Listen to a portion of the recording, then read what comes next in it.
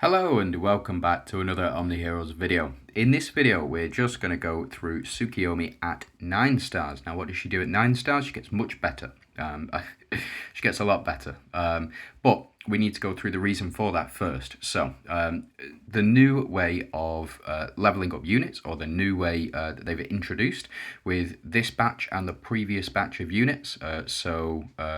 Hecate, Pandora, and whoever the other one was, okay, it doesn't come to mind at the moment, but Tsukuyomi, Leviathan and Amaterasu as well, they will all have this passive, and any units that they release moving forward will work in the same way. So at 6 stars you get this first half of this passive, at 7 stars you get the first part of the second passive. When you get them to 8 stars you get this full passive unlocked. And when you get them to 9 stars, you unlock the full part of the second passive.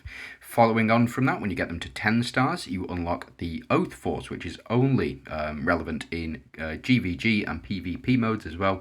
But for now, we're going to have a look at Tsukuyomi and just explain what she does. So at 6 stars, Tsukuyomi increases the corrode damage coefficient of all allied corrode-based teams by 200%, and additionally increases max HP of 50%.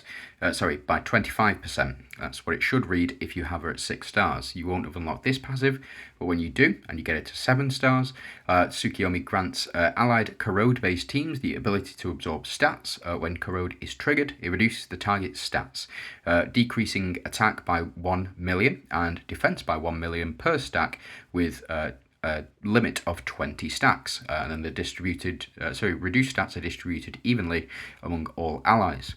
When you get it to 8 stars, Tsukuyomi increases the corrode damage coefficient of all allied corrode-based teams by 300%, and additionally increases max HP of all allies by 50%. So you get an additional 100% on your corrode-based damage, and also you get an additional 25% HP, no small thing.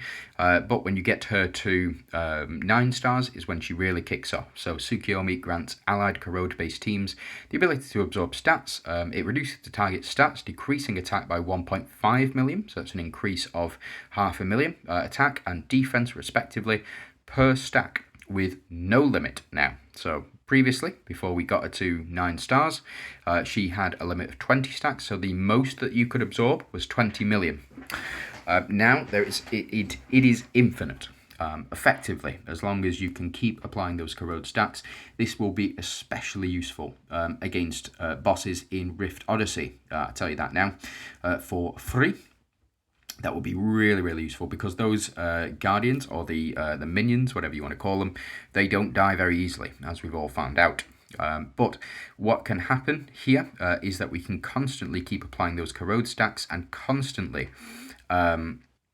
keep increasing our attack and increasing our defense as well, so she will become very, very good for survivability.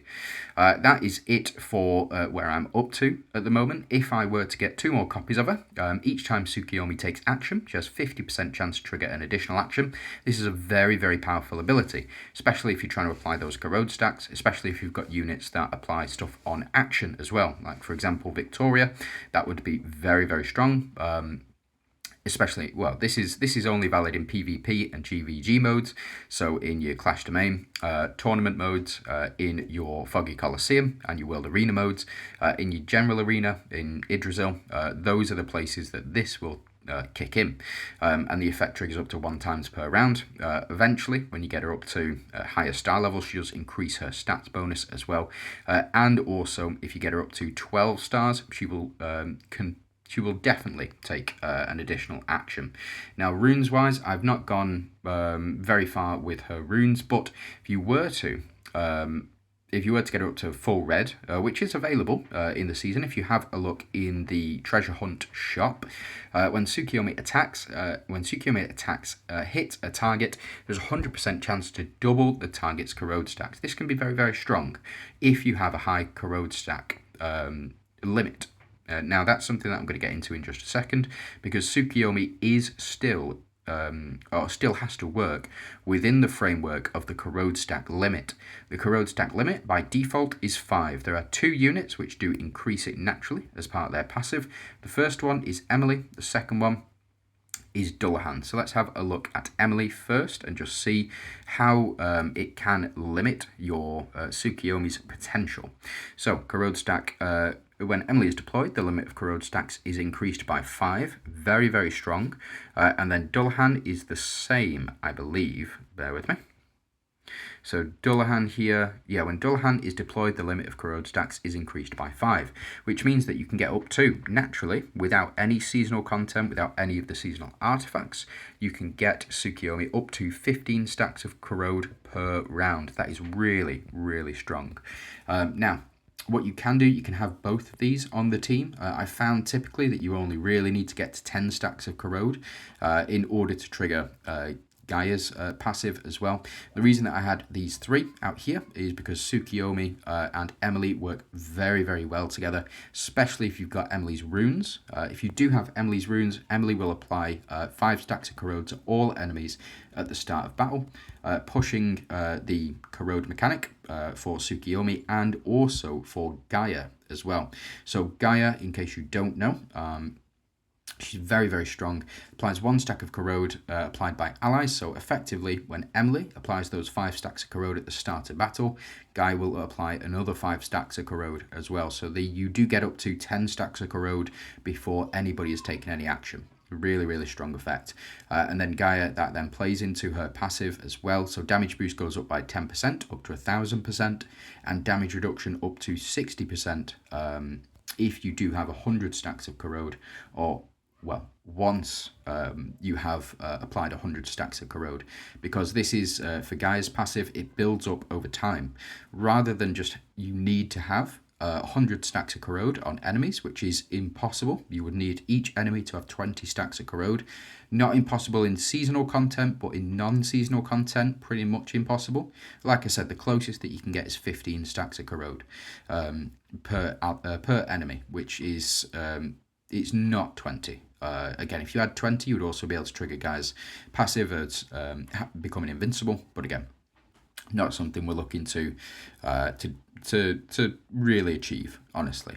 So Tsukuyomi, let's go ahead and test her out and just see how well she does. So what I am going to do, I'm going to include, where are you? I'm going to include Dullahan, and I'm also going to include Lancelot on the team as well.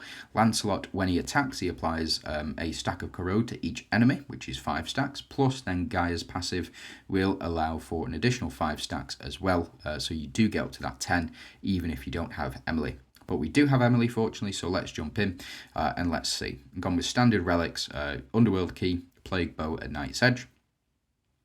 But I've also found something very strange, that if you have the Cursed Cauldron, or the Bubbling Cauldron, the Mystifier's purple relic, this does not trigger Gaia's passive. It will trigger Tsukuyomi's passive, but it does not trigger Gaia's passive. So as you can see at the moment, let's have a quick check. We're up to 50 stacks for Gaia's Genesis Glow at the moment, which gives us 30% damage reduction and 500% additional damage, which is very, very strong. We will keep applying the problem. So we're up to 60, as you can see, 67 now. Once Lancelot did a basic attack, and as well, we have stolen an enemy in the form of Sal, and that's thanks to Lancelot. And as you can see, doing massive, massive bits of Corrode. Unfortunately, I don't think there is a way to see Tsukuyomi's stacks. So we do have 5 here, 5 attacks. We have 19 holy shields, but that's Gaia's Genesis Glow. There's no real way to see how much attack is going on at the moment. So display this. And we're up to 10 stacks of Corrode here. So we can go ahead and see, we apply more, but we can't get over that Corrode stack limit, which is what I mean. If there was a way of removing that Corrode stack completely, so the Corrode stack became infinite, I would suspect that Tsukuyomi would become one of the best, if not the best, PvE and potentially PvP unit in the game. But as you can see, Emily has done a lot of damage here. Tsukuyomi contributing to that, Lancelot contributing to that, and Dullahan contributing to that as well.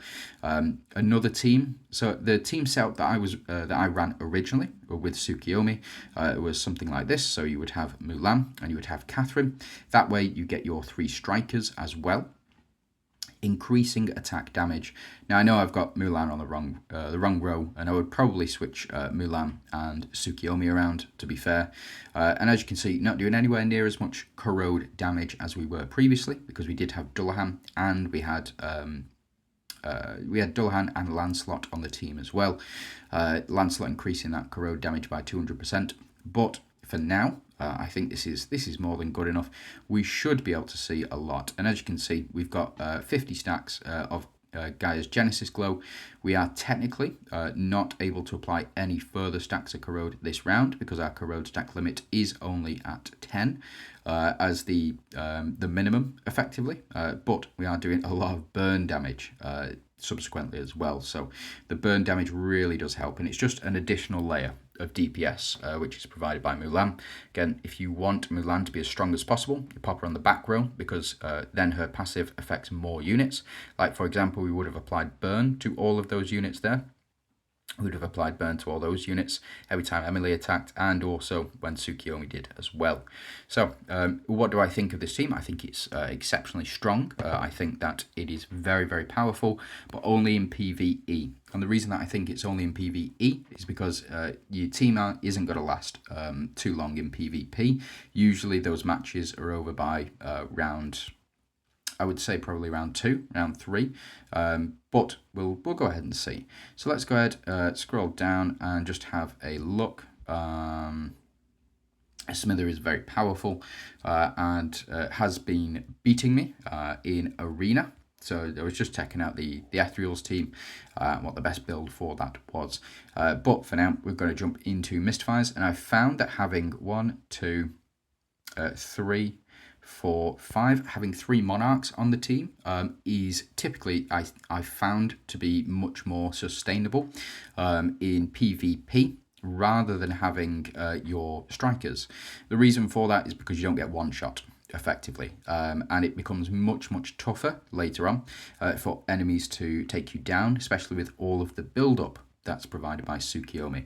So again, we have no limit. We do increase our attack limit, our corrode stack limit with Dullahan on the team. The problem is that we don't have any way to apply these corrode stacks. So as you can see, we're only up to 25 stacks of corrode at the moment, because we applied 5 stacks with the Mystifiers passive. Mystifiers will apply 5 stacks of corrode at the start of battle. Emily will also apply 5 stacks of corrode at the start of battle as well. But as it stands, we're only up to 25 stacks, which means we only get 7.5%, I believe it's 7.5% damage reduction, and we only get 250% increase in damage as well, which it doesn't seem to have affected us too badly here. We are still applying these corrode stacks, and as well we are going to be building up at the start of the round. Now, a lot of damage done to us here. Fortunately, we have 2 Celestials on the team in the form of Tsukuyomi and Talos as well, so all of the corrode stacks when Dullahan went down means that we are able to we're able to remove those corrode stacks from us with the Celestial triggers. And as you can see, we've nearly taken down Mulan. Mulan is a very powerful unit, but I would suggest that there are better units for PvP anyway. PvE, Mulan is one of the strongest. But as you can see, we're taking very little damage here. And again, it's because we've applied that those corrode stacks. When those corrode stacks kick in, we do steal that attack and defense as well. So just something to keep in mind. That for me seems to be the best PvP with Tsukuyomi on it. Again, if you don't have built up units like that, potentially what you can do is run Emily in this spot. So let's jump in, let's go solo duel, let's take out Astrid, and let's pop Emily in and see if that makes a difference when we do fight. So we apply 5 stacks of corrode at the start of battle with our Mystifiers passive. So as you can see, 5 stacks go on. Emily's passive then kicks in, and we do apply another 5 stacks of corrode here. So we get up to our full 30%, full 30% damage reduction and our 500% attack increase as well. This also plays in with Tsukuyomi. So whenever those corrode triggers happen, we will then steal. It would be 15 million attack and 15 million defense. So we are starting out the battle with a much greater advantage than our opponent. And again, the reason for that, the damage that we're doing is just it's immense, and the damage that we take is even better. So we'll see this in just a second. Enemies, we lose all of those, all of the chaff effectively, and now we can reapply the corrode stack. So Dullahan here will apply stacks of corrode, doing a lot of damage in the process and applying all of those corrode stacks. As you can see, we're up to 60. Talos, he doesn't apply corrode stacks, but he will apply shielding as well to help us win effectively. We'll see how much damage Mulan does as well, or Astrid does, because I've seen it here where we do basically no damage, or we take no damage from enemies, and I just wanted to see how effective that is still. So we do get a double attack here, but enemies do have so 300, so 1,000 damage altogether from enemy Astrid, and that's because she has had so far 32 and a half, 16, 42, 48. So she has had 48 million attack stolen and 48 million defense stolen, and we've increased our attack by 48 million. And we've also increased our defense by 48 million as well, which is the power of Tsukuyomi. That is what she does, and that is why I think she's one of the strongest PvE units in the game, and also potentially one of the strongest PvP units in the game as well. So that's it from me. I just want to say thanks very much for watching. I hope you have a fantastic day, and look forward to your comments.